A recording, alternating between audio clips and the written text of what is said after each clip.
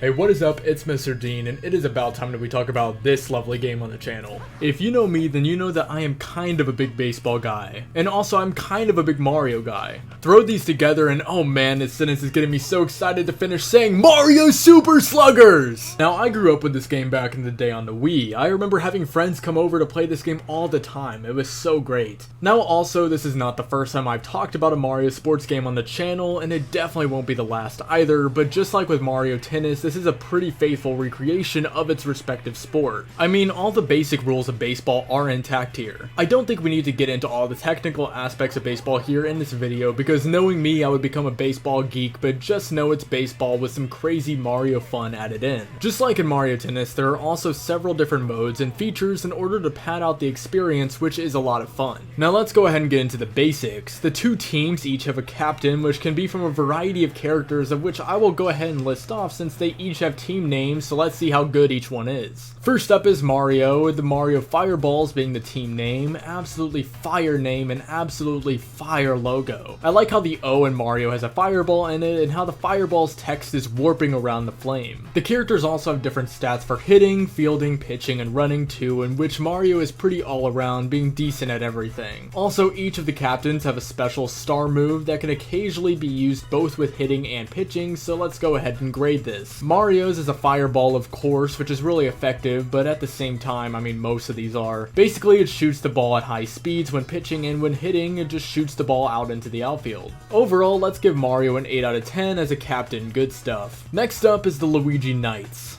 Am I missing something? Why the f is it called the Luigi Knights? What about the Luigi Ghostbusters, or just like anything else? Anyway, similarly to Mario, he is a 5-star player, aka he is just good at everything. However, I will say his nice lefty swing is pretty neat. His specials are tornado related, which I guess could be a Smash Bros reference since that was his moveset, but other than that, when I think of Luigi, tornadoes just aren't really what comes to mind. Luigi, 5 out of 10 because his name is stupid. Up next, the Peach Monarchs, which I think is a solid name, but the logo is meh. Isn't bad, but also I could do without the excessive sparkles everywhere. Peach is really good at pitching and fielding, but not a great hitter, so there's that. Now Peach's special move for pitching whenever you are hitting against it is impossible. I guess that means it's good. I just have horror memories of trying to hit against this pitch. For Peach, I say we go 8.5 out of 10. Me complaining about the specials means they are pretty damn effective. The Daisy Flowers. I like this team name and logo a lot. Considering her name is quite literally a flower, I think it works pretty well. Also, the logo for the team is full of orange and green, aka my two favorite colors. I will say though that her special moves are kind of lame in my opinion.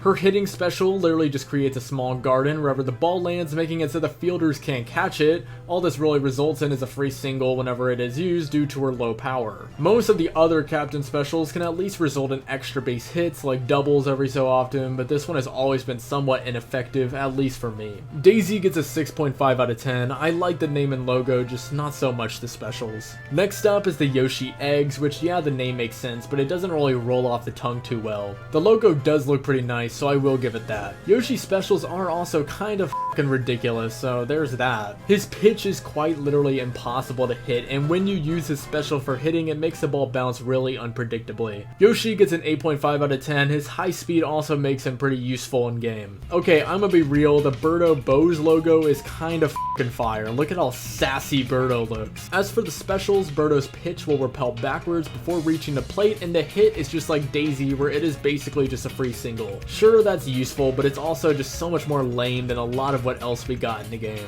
Birdo gets a 7 out of 10, though the logo is just so heat. Speaking of fire team logos and names, the Wario Muscles is so good. Honestly, this is probably my favorite design for a team name and logo in the whole game. This perfectly embodies Wario's personality in a logo. And holy shit, are Wario's special moves annoying to deal with. His pitch makes it so it shows 2 balls and one of them are fake, and in real time the batter needs to basically just pray that they aim for the right one. And for hitting, it turns the ball into a bomb, which is useful for, well, obvious reasons. Now, I never really used him growing up, but I will give Wario a 9 out of 10. He got some spunk in this game. Now, the Waluigi Spitballs logo is hideous. What is this? It took me like 5 seconds just to figure out what the text said originally. Also, the Waluigi Spitballs does not exactly roll off the tongue either. Both his hitting and pitching specials might be the most ruthless and obnoxious in the entire game, so I am really conflicted with this rating. 5 out of 10, his logo is a 0, but the specials are a 10. Okay, only 4 more captains left to go. The DK Wilds is like the embodiment of a nice minimalistic design for a logo. Not much crazy going on here. We got a nice gradient for the text and some wood on the bottom, but that's it, and I really like it for that. Also, DK Wild sounds so good to say. Also, both his pitch and hit specials are really good. His pitch literally makes it so all you see is a massive barrel, so pretty effective stuff. Also, I always used DK growing up thanks to his hitting power, so overall I'm giving him a 9.5 out of 10. Next up, the Diddy Monkeys. This name is a little weird to me. It almost sounds as if it's using Diddy as an adjective to describe the monkeys or something. However, I will say I love how they use bananas to form the B on the logo. I do think he has probably the worst specials in the entire game though. His pitch is a massive sweeping curveball which doesn't really feel that overpowering to the hitter, and his hitting special is the exact same thing. The problem is that it's not really a strong enough curve to consistently get past the outfielders, so it falls victim to the free single syndrome. Diddy I'll give a 6 out of 10. He has decent stats and is a relatively all-around player, so you can definitely get by with him. Oh man, Bowser used to be my main captain as a kid thanks to his raw power, but I do not remember his logo being so fucking awful. Like, geez, that's ugly. Also, his specials are really bad, so aside from him being probably the best hitter in the whole game, not much else enticing is really going on here. 2 out of 10. And finally, the Bowser Jr. Rookies. Why the would you want to call your team the Rookies? His specials are okay, I guess. He just splatters paint everywhere for both of them. Let's go 6 out of 10. So yeah, that's all your captains in the game. If you are playing with a friend, you each pick a captain and then pick 8 more characters from the roster to fill out your team. So now let's take our business over to the challenge mode, which is kind of like a little adventure mode thing. So for our Oscar award-winning story this time around, Peach built a massive baseball complex for our Mario protagonist, and Bowser Jr. just completely slams his stadium into the island, so now it's our job to stop him. Not much different than your prototypical Mario story, but let's roll with it. We aren't playing this game for the plot, we are playing it for the good old American pastime that is baseball. So the gist is that we start off controlling Mario and we have no teammates aside from Luigi, so we can't confront Bowser Jr. In order to gain teammates, we run around and prove to the other players that we are competent enough for them to join us by doing scout missions. These range from getting someone out to hitting a home run. Most of it really just revolves around baseball stuff or teaching you the controls. The only scout missions that were ever really difficult to me were the ones that had you hit baseballs to a specific part of the field, but since the game lets you retry right after failing, it was more fun to do than annoying. So we will go ahead and use this to go through each stadium, so let's start off with Mario Stadium. This is easily the smallest and most basic park in the campaign. It isn't nearly as fleshed out as the others, which isn't a bad thing at all. Everybody that you need to talk to complete scouting missions are right there. You can't get all of them right away though. In order to interact with some of them, you need specific captains. In the campaign, those consisting of Mario, Peach, Yoshi, Donkey Kong, and Wario. So for instance, when interacting with his surroundings, Wario uses a magnet, so anything metallic will likely require Wario. And sometimes you get coins from interacting with something, those of which can be used at a shop that's at each stadium for in-game boosts, like increased hitting or fielding stats. Sometimes a character will appear and you get to unlock them via scouting mission, however other times it will be one of Bowser's minions and you'll have to defeat them in order to move on, but luckily it was never really difficult. Anyway, back to Mario Stadium. Here we unlock Luigi, Blooper, Mounty Mole, Baby Mario, Baby Luigi, the Piantas, and the Nokis. Honestly, the only part of this area that really stuck out to me was this stupid part where you need to use motion controls to flip this switch and insert a key into the shop. Keyword is motion controls because holy fuck, the motion controls are terrible in this game. I mean, they also suck in every Wii game practically, but it is so frustrating here. Now, as for the stadium itself, it is a very run-of-the-mill, moderately sized baseball stadium. Unlike the other stadiums in the game, there aren't really any gimmicks at play. The small size of the field does result in a lot of home runs, so if that is what you are looking for, then this stadium is great for that. Also, each stadium has a nighttime variation that is unlocked after beating Bowser Jr. Here, nothing is really different except for the aesthetic. Also, we got a mini game for each stadium. Here is Bob-omb Derby, which is our home run derby game mode. Basically, we got Flood on the pitcher's mound throwing pitches at you, and a roulette will appear telling you where the pitch will be thrown and how quickly it'll be thrown, and it is your goal to hit home runs. The differing pitch speeds does add some depth, but overall it is so bland. The fact that you just hit bob-ombs that blow up into fireworks is so unsatisfying too, compared to hitting actual baseballs and maybe, you know, being able to see how far they go. Also, before we move on, in the shop here you can buy a flashlight that unlocks Luigi's Mansion as a stadium. At that stadium you got ghosts interfering with play, and honestly it is one of the most fun stadiums in the entire game. The size is also basically perfect for not being too big or small and having stuff going on to change up the gameplay. However, I will say the minigame at Luigi's Mansion is kind of a snooze fest. You just throw balls at ghosts. Next up, let's head over to Peach's Ice Garden. The characters we unlock here are Peach, Daisy, Red Toad, Green Toad, Purple Toad, Blue Toad, Yellow f***ing Toad, Toadsworth, Toadette, Baby Peach, Baby Daisy, and Petey Piranha. So yeah, over half of the characters here are just Toads, which for f***'s sake, Nintendo. All the different colored Toads are basically the exact same thing with slightly varying stats. There wasn't really anything as annoying here motion control wise except for realigning these bushes to unlock Toadette in this one area. However, it wasn't nearly as remarkably bad as the previous motion controlled stuff. This is another stadium where the shop allows access to another stadium, this time it's Daisy Cruiser. For that stadium, it is really fun launching a ball into the ocean, and it is visually pleasing, which is nice. During daytime, there are tables throughout the outfield too, so if you are on defense, that is of course a pleasure to navigate. At nighttime, a massive blooper appears and tilts the stadium all over the place, which I think actually serves as a really cool gameplay component. Wow, the minigame is bad here. You use the base running controls to collect coins around a blooper, and it is controlled awfully. Anyway, back to Peach's Ice Garden. For the stadium itself, it is extremely massive. This is an extra base hit haven, so expect to see a lot of triples and inside the park homers here. Also, there are icebergs in the outfield which freeze any unfortunate soul who runs into them, so this only further contributes to said extra base hits. Also, because this is played on ice, the fielders will slide all over the place, making it so fly balls are not always guaranteed outs. All of this makes it so this is a much more offensively favoring stadium. It isn't even funny. At nighttime, the stadium illuminates in a really beautiful blue color. It's honestly just pretty to look at. Also, there are stars in the air, which if the ball hits them, then the entire field goes pitch black, as if this wasn't already unfair enough for the fielders. Also, the minigame here involves you pitching a baseball onto a bunch of walls. Whichever wall the ball hits last is how many points you get. Honestly, this one is alright. It's much better than a lot of the other offerings in this game. Alright, let's head on over to Yoshi Park now. As the name suggests, this one is themed around an amusement park, which is pretty fun. For characters we can unlock here, we got Yoshi, Blue Yoshi, Pink Yoshi, Light Blue Yoshi, Yellow Yoshi, Shy Guy, Blue Shy Guy, Gray Shy Guy, Green Shy Guy, Yellow Shy Guy, for f***'s sake, Nintendo,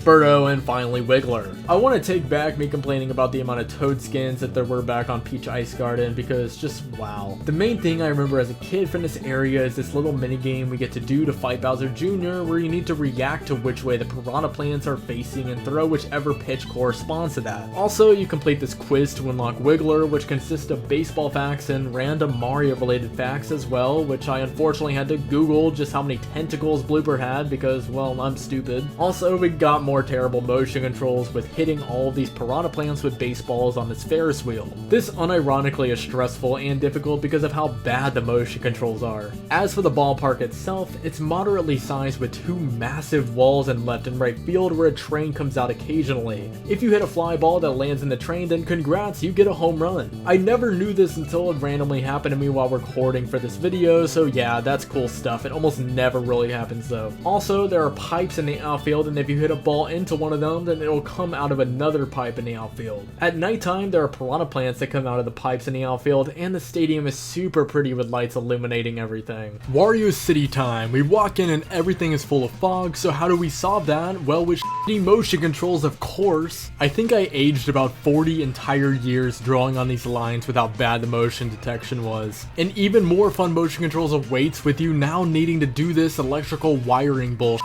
As for what characters we get here, we got Wario, Waluigi, Goomba, Paragoomba, Koopa, Paratroopa, Green Paratroopa, Boo, and King Boo. As for the stadium itself, we got arrows in the outfield where if the ball lands on one of them, then it shoots the ball in the corresponding direction. I almost never played this stadium as a kid because I hated Wario, so I don't have nearly as much nostalgia here as the other ballparks, which is kind of funny since he is one of my favorite characters nowadays. At nighttime, the arrows in the outfield are even more vicious than normal, with them launching the ball extra far. Also, I will say this continues the trend of the stadiums being absolutely gorgeous at nighttime. time. Minigame this time around is Gym Catch, which is kind of fun, but it is so opposite of fleshed out that I never find myself playing it. Like, there isn't really anything to it aside from dodging the items. All you do is just catch some gems. The final area of the campaign is DK Jungle, where there is no motion controlled stupidity here, thank f***.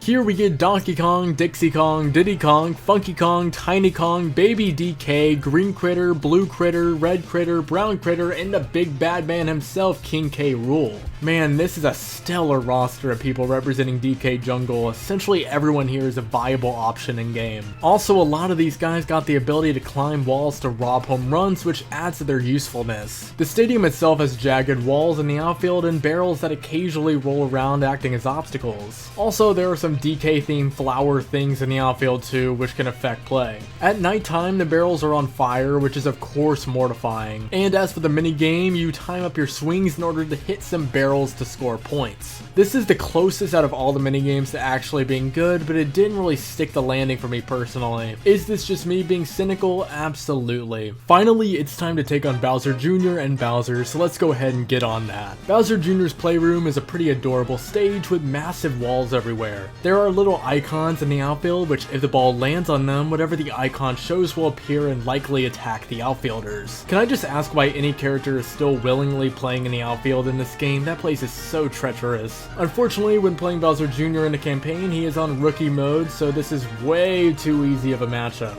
And then we turn it over to nighttime, and it is time to take on the big man himself. Bowser's Castle makes for a really fun stadium, which once again has massive walls limiting home runs. However, I still got a good few during the matches I played here. There is fire spewing everywhere and thwomps, which once again, I am so sorry you poor outfielders. For the campaign, once again, this match was just way too easy. Once you get the hang of how pitches move around and the special moves work, it just becomes way too straightforward. That's not to say it's not fun though, it's still a blast. Whenever you do beat Bowser, whatever characters you were using to beat him have the ability to be starred players in Exhibition, which if a player is starred, their stats are amplified a little bit. And finally, if you beat Bowser twice, we officially beat the game and get a final cinematic of our characters throwing a nice little celebration. I love how in this cinematic, Wario and Waluigi attack Mario with a bullet bill and Bowser deflects it, which then carries them into the sky and fucking blows them up into a firework, which since it's a Mario game, of course they somehow survive this. And the best part is Mario is just sitting there smirking. What the actual fuck? Isn't this supposed to be the good guy? As for other stuff going on in the game, there are also items that can be used in game occasionally when you are batting, such as shooting a shell at a defender or using boost to make the ball invisible. These help to both add dynamics and randomness to the game, as well as making life as terrible as possible for the defenders as per usual. I mean, there really is a lot going on with how the game plays. There are buddy moves that can be used with fielders that have chemistry, so maybe it could be robbing a home run by jumping super high next to them or throwing a ball at lightning speed with it. Finally, this game does have an actually good minigame called Toy Field, which saves the day from the blandness of the rest of them. Basically, we got a pitching machine that throws balls at varying speeds and curves, and the batter hits it, and the fielders scramble over each other to catch it, and whoever catches it hits the ball next. You get points for which tiles you land on, or if you're a fielder catching the ball, and while this isn't perfect, it is so much more fleshed out than the other games. I remember playing the hell out of this as a kid. It is basically a glorified game of Jackpot at the end of the day though, with Mario characters and shenanigans and all. And with all of that, we got ourselves Mario Super Sluggers. What a game. I know I did my fair share of complaining about the motion controls and minigames, but this is such a damn fun game. The game controls so well when actually playing in a baseball game. There is a lot of added depth to make this a much more fun and accessible experience than just a run-of-the-mill baseball game. All of the stadiums have their own quirks and fun gameplay changes to shake up the game as well. Nintendo went out of their way to design fun logos for each captain, and they all look good. For the most part. And even though I don't get much out of the minigames, they don't take anything away from the game itself, and they can be a fun distraction too if you get bored of the main game. If you have any suggestions for Mario sports games I should hit in the future, be sure to let me know, because I love reviewing these and taking a trip down memory lane with them. Thank you so much for watching, and as always, peace out.